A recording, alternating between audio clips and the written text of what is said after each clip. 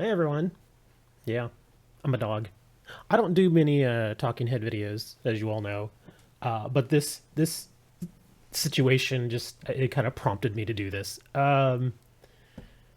Yeah, for those of you all know, I've been selling and dealing in Pokemon for about the last 2 years or so. Been hearing lots and lots of stories. I've been in the card business for a very long time, like probably before some of you were born.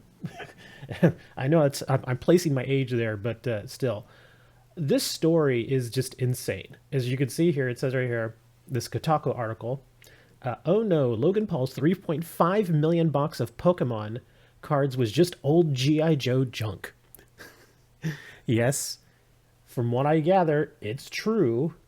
Apparently, Logan Paul, yes, that Logan Paul from YouTube, got completely ripped off, uh, spending 3.5 million with an M, $3.5 million on a case of what was supposedly certified sealed Pokemon product.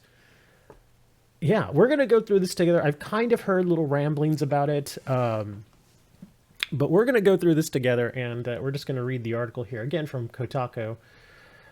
Internet personality boxer and Pokemon fan Logan Paul made news last month after spending $3.5 million on a box of supposedly, quote, sealed and authenticated first edition Pokemon cards.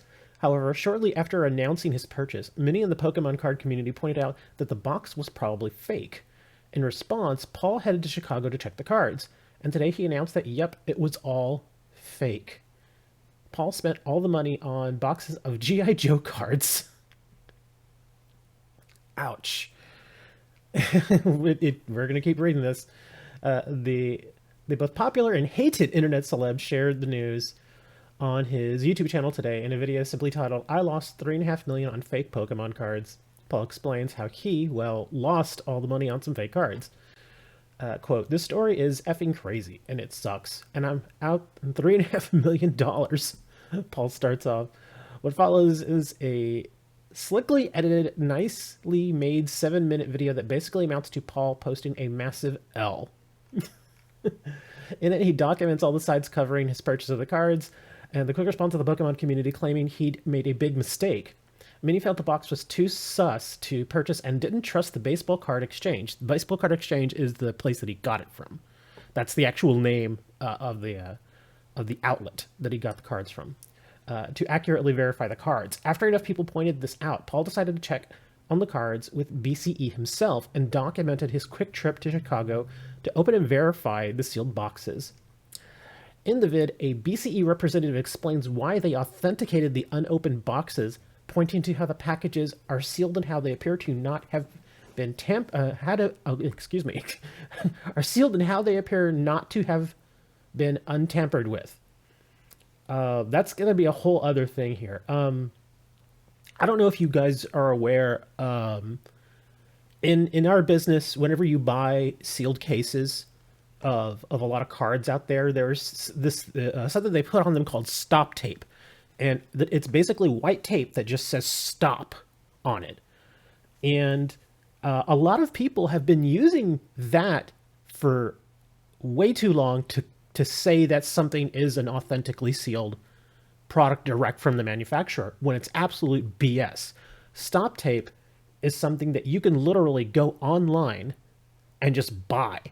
You can buy them at like $4 or $5 a roll.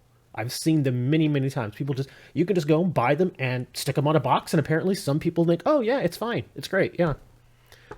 So anyways, that's part of what they are saying got them to authenticate the cards, is that there was stop tape on the box.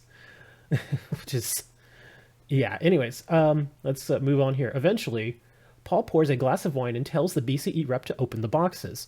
And if you read the headline of this blog, you already know what happens next. After the initial unsealing, it becomes clear that the cases inside seem wrong. Too puffy, someone says. Once the Urzet's Pokemon cases are unwrapped and opened, it becomes clear that Logan Paul just spent $3.5 million on a bunch of G.I. Joe cards. For those keeping score at home, that means he lost a lot of money. Yeah. I mean, I would keep the G.I. Joe cards. They're not really worth anything, but anyway. This is just the latest high profile incident in the ongoing Pokemon card craze that has continued to sweep around the globe, leading to card shortages, crowds causing chaos at stores, and auction prices on rare cards continuing to skyrocket as more people try to get a piece of the pocket monster pie. It's just so sad for all parties involved, said Paul after learning the news. It's sad for the Pokemon community, like how many fraudulent effing things are out there. I'm grateful for the things I have now that. What? I have now that are real. Okay. Later he added, we got effed. End of story. In other news. Yeah, that's pretty much the in and out of it. But yeah, I gotta say that the scamming, I hate to say it, is just kind of part of the business. I'm not saying it is an accepted part of the business. It's not. But you always, especially, for me in the last, couple of decades where I've been in the card business, be it Pokemon, Yu-Gi-Oh, Magic, baseball cards, football cards, all that stuff, you got to be careful. There's always somebody out there looking to scam you out of money. Always. It just so happened that in this case, it was Logan Paul, and it was for $3.5 million. Now, it didn't say in the article, but from what I understand, he did get his money back. So apparently, he got his $3.5 million back, which he should have. Obviously, you spend $3.5 million on several boxes of what are supposedly sealed first edition Pokemon cards, and they're not.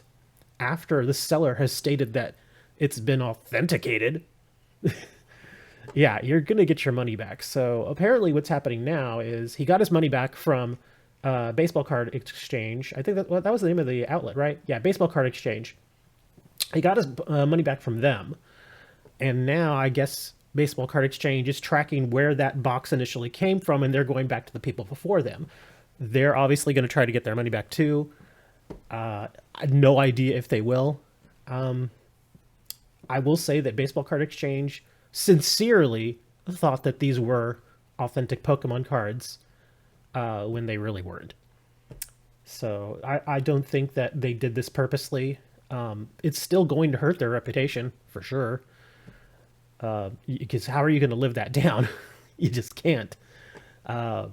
So yeah, if a guy like Logan Paul with all the money in the world can get scammed out of $3.5 million on Pokemon cards, any of us can get scammed on Pokemon cards. So again, I say if you do buy Pokemon cards, especially older stuff, sealed stuff, make sure you get it from a reputable source. Make sure that they have at least some sort of buyer protection. Websites that are good for that would be like TCG Player. They have their buyer protection thing. If you pay for something, use a service like PayPal. They have buyer protection. But most of all, just make sure whoever you're getting the cards from knows what they're doing. Make sure they've been in the business a long time. And I know Baseball Card Exchange has been in the business a long time, and even they got it wrong. So that's why I'm saying there has to be several layers of protection that you have whenever you decide to go and put in that kind of money just for Pokemon cards. So yeah, just be careful, guys. A lot of scammers out there just looking to make a few bucks. And again, just from looking at this thumbnail here, those boxes do look, yeah, they just don't look right. Even just from this. I mean, I'm probably going to end up watching the video. I don't want to play the video because, unfortunately, probably get a little... I'll probably get flagged because I'm playing somebody else's video. But yeah, the video is here in the article. So if you want to check out his video, I'm sure it's got millions of views at this point. But I'm going to look at it too. Because again, just from the thumbnail, these boxes look very, very suspect. They don't look right. Anyways, just be careful, guys. You buy cards out there. You're spending all kinds of money on Pokemon cards. Get them from a reputable source. Get them from Pokemon directly. They do sell. They do have a place where they sell from. Again, places like TCG Player, even eBay, they generally have buyer protection. So does PayPal. So if you can use PayPal, definitely use it for a purchase because they do have the buyer protection. So if you buy something and you get it and you open it and it looks a little suspect, contact them. They'll get back and usually take care of you. I've not had to do it with PayPal in a long time. TCG Player, I did have to do it with them a couple of years ago, and they handled it just fine. Everything was great. This was a different situation. It wasn't fake cards in my case; it was damaged cards that showed up. But still, they got me my money back. So that's what I'm saying. Choose a reputable source. Don't just go for something that looks like it's too good to be true, a shady source, people you've never heard of, that sort of thing. Just be careful, guys. Watch your pocket money.